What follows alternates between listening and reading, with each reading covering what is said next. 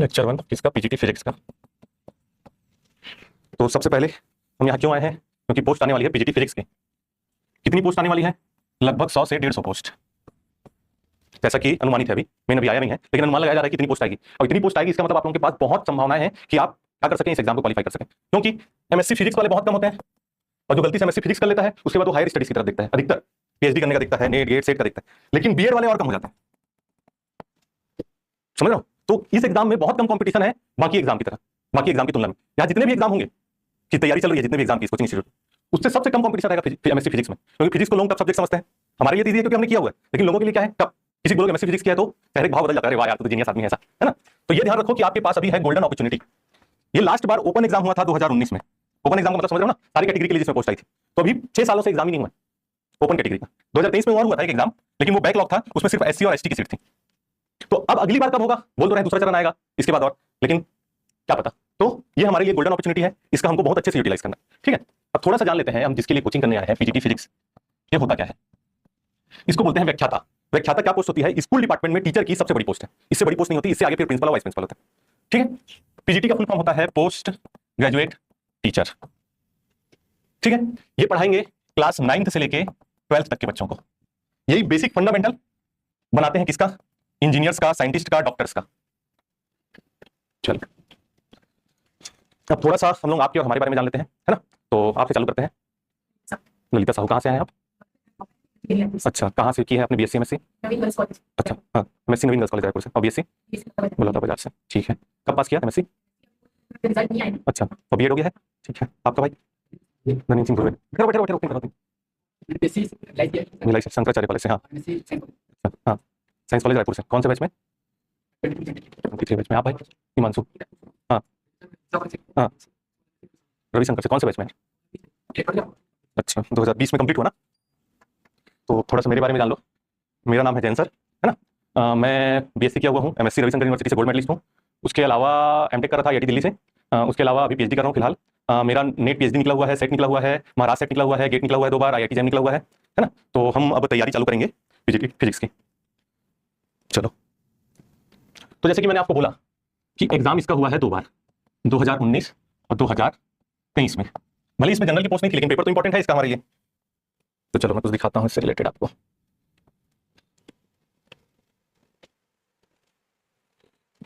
ये देखो, ये फर्स्ट पेज है 2019 में जो लेक्चरर का एग्जाम हुआ था उसका, और ये फर्स्ट पेज है 2023 में एग्जाम हुआ था उसका। थोड़ा सा घर जाके यहाँ पे जूम करके देखना, आपको पता चलेगा मेनली की क्या क्या क्राइटेरिया है। सबसे पहली बात,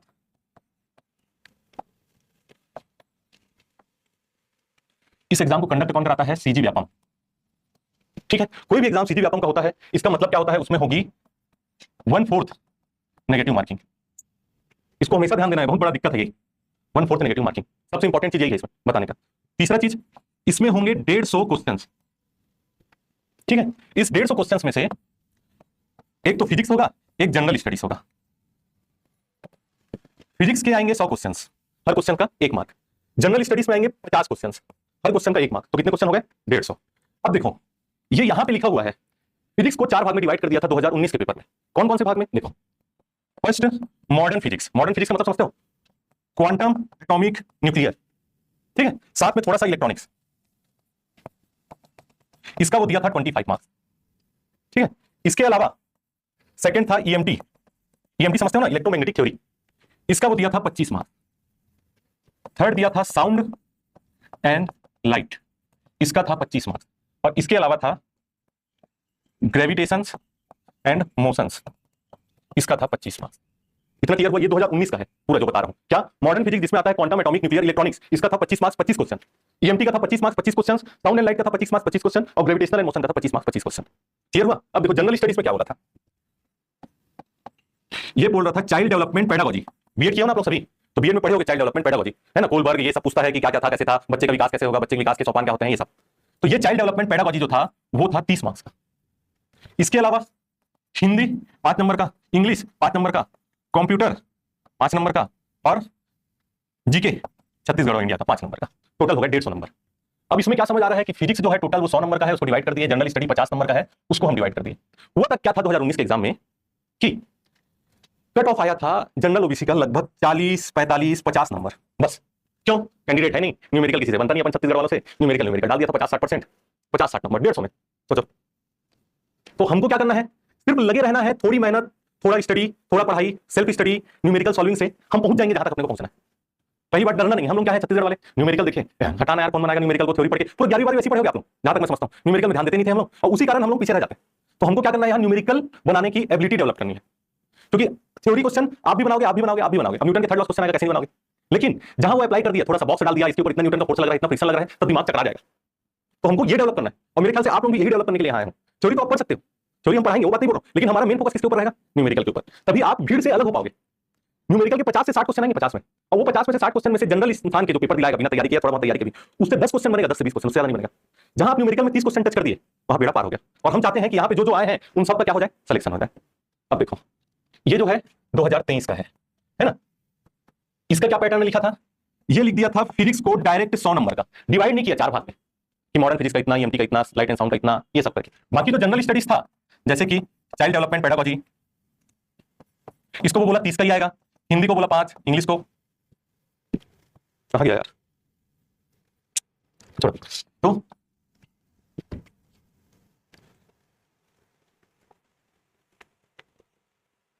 गायब भी हो गया लगता है। तो हम डिस्कस कर रहे थे 2019 का पेपर, 2023 का पेपर। इसमें क्या बोला, वो फिजिक्स जो आएगा वो 100 मार्क्स का, और जनरल स्टडीज जो आएंगे वो 50 मार्क्स के। जैसे पिछली बार डिवाइड था, चाइल्ड डेवलपमेंट पेडागोजी, इसका आएगा 30, हिंदी का 5, इंग्लिश का 5, कंप्यूटर का 5 और जनरल नॉलेज का 5 क्वेश्चन। तो यहां से क्या समझ आया कि पॉलिसी में चेंज हुआ था, पहले वो रिस्ट्रिक्ट किया था, अब वो रिस्ट्रिक्ट ना करके ओपन कर दिया। क्लियर हुआ ये माइंड, है ना? तो अब आगे देख लेते हैं हमको सिलेबस में पढ़ना क्या क्या है। देखो, इसको बोलते हैं 36 पॉइंट सिलेबस। फर्स्ट जो आता है ये है बेसिक मैथ्स,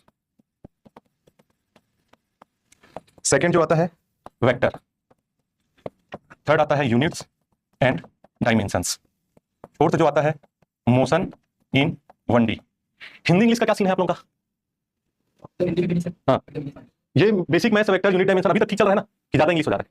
ठीक है ना? इतना कि एकदम बताऊं कि वेक्टर को सदिश ऐसा करके, जरूरी नहीं है ना, क्योंकि सब आप लोग एमएससी किए हुए हैं तो इंग्लिश में पढ़े होंगे सब चीज को, जहां लगेगा वहां बताऊंगा मैं, है ना? Fifth motion in plane,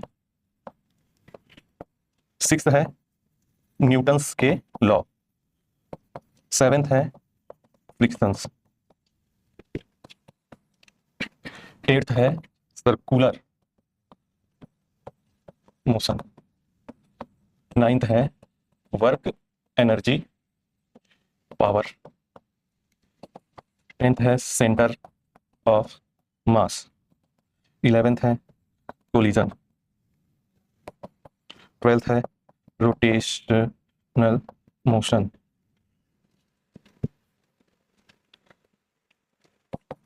13th है ग्रेविटेशन, 14 है इलास्टिसिटी। लिख रहे हो क्या? लिख लो इसको, फिर आगे करते हैं। देखो, ये 3 यूनिट हो जाएंगी मैथ्स की, और जानते हो मैथ्स फिजिक्स में कितना इंपॉर्टेंट है। अगर आप युद्ध लड़ने जा रहे हो तो युद्ध, अगर फिजिक्स का पीजीटी एग्जाम है तो आपके पास जो अस्त्र शस्त्र रहेंगे ना, भाला बंदूक, तो वो ये फिजिक्स है, इसके बिना काम ही नहीं चलेगा। तो इसलिए ये 3 यूनिट बहुत ज्यादा इंपॉर्टेंट है। उसके अलावा ये motion in plane, Newton law, friction, ये सब न्यूटोनियन मैकेनिक्स से रिलेटेड है। और 2-3 यूनिट और आगे बताता हूँ, फिर क्लास 11 का हो जाएगा पूरा कंप्लीट।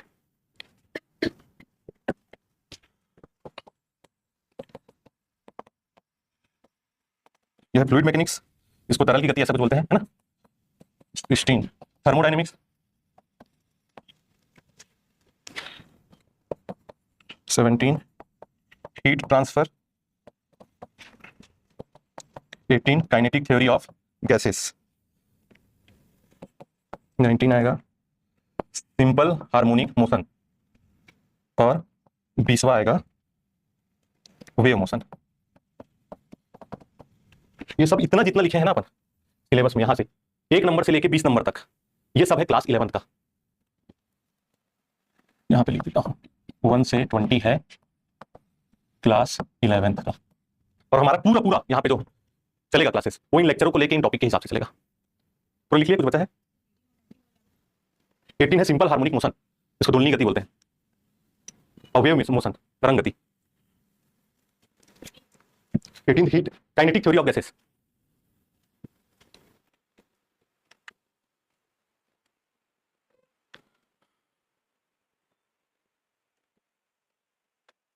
ठीक है, आगे बढ़े।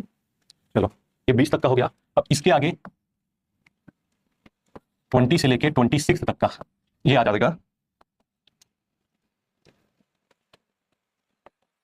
क्लास 12 का। चलो इसमें क्या आएगा देख लो। 21 इलेक्ट्रोस्टैटिक्स, इसको बोलते हैं स्थिर विद्युत। 22 आएगा इलेक्ट्रिक पोटेंशियल। 23 आएगा कैपेसिटर। 24 आएगा करंट। 25 आएगा मैग्नेटिज्म। 26 आएगा अल्टरनेट करंट, इसको बोलते हैं एसी। फिर 29 में आएगा इलेक्ट्रोमैग्नेटिक वेव। 13 में आएगा रे ऑप्टिक्स। 31 में आएगा अच्छा छोड़िए क्या है ना, 27 नहीं किया क्या, एक मिनट। इलेक्ट्रोस्टैटिक्स, कैपेसिटर, 25 मैग्नेटिक, अच्छा मैग्नेटिज्म। 27 ले लो मैग्नेटिक इफेक्ट ऑफ करंट। और 28 हो जाएगा इलेक्ट्रोमैग्नेटिक इंडक्शन। फिर wave optics. 32 dual nature of electron. 33 atomic. 34 nuclear.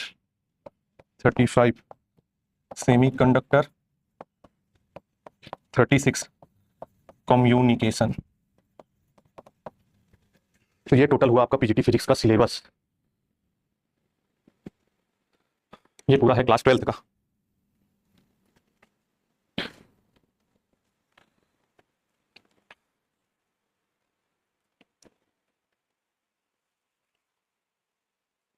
ठीक है, अब देखो इसमें से कौन कौन से टॉपिक आपके एकदम रिसेंट में पढ़े हुए हैं।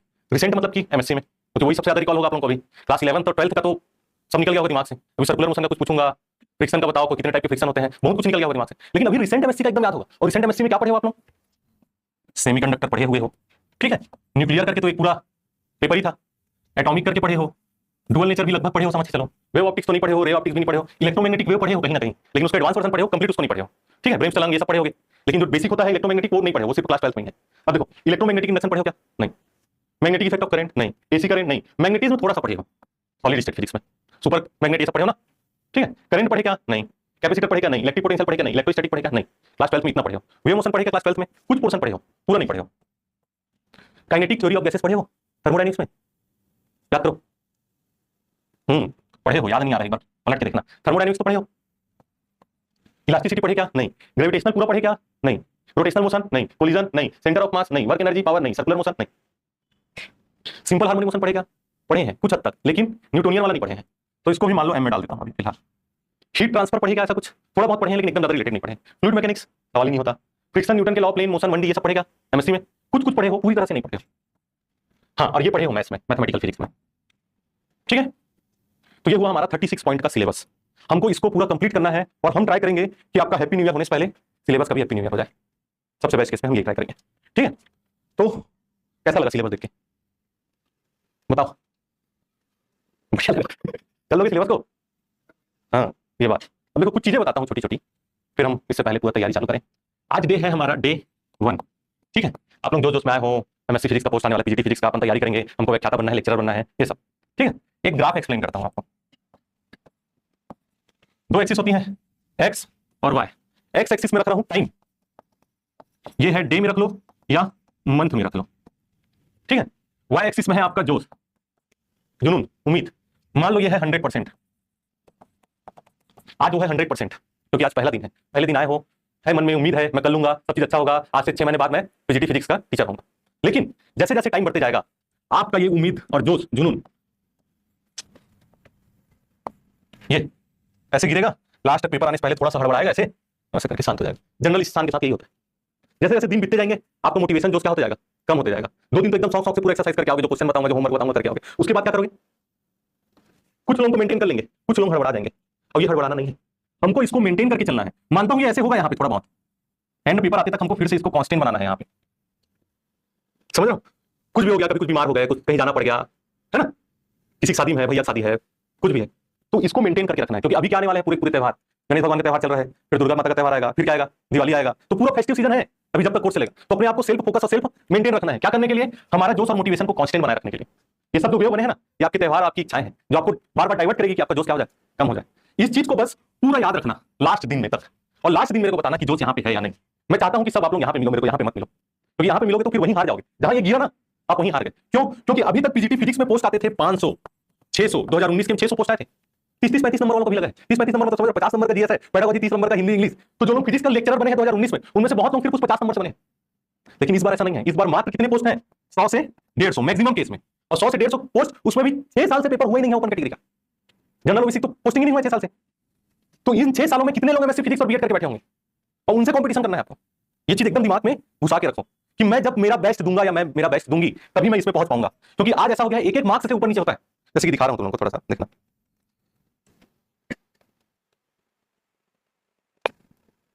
2023 का बात करते हैं, एकदम रिसेंट एग्जाम का, ठीक है। 2023 का एग्जाम हुआ था, जो फर्स्ट रैंक में टॉप किया था, ठीक है, वो कितना मार्क्स लाया था? 75 मार्क्स। कितने में? 150 में, ठीक है। अब जो 10th रैंक किया लाया था, उसका आया था 65.7 मार्क्स। जो 30 रैंक लाया था, उसका आया था 57.75 मार्क्स। और जो 100 टॉपर था, उसका आया था 50 मार्क्स। क्या समझ आ रहा है? यहां से यहां तक मार्क्स का डिफरेंस बहुत ज्यादा है। 10 पोस्ट में 10 नंबर का मार्क्स डिफरेंस है।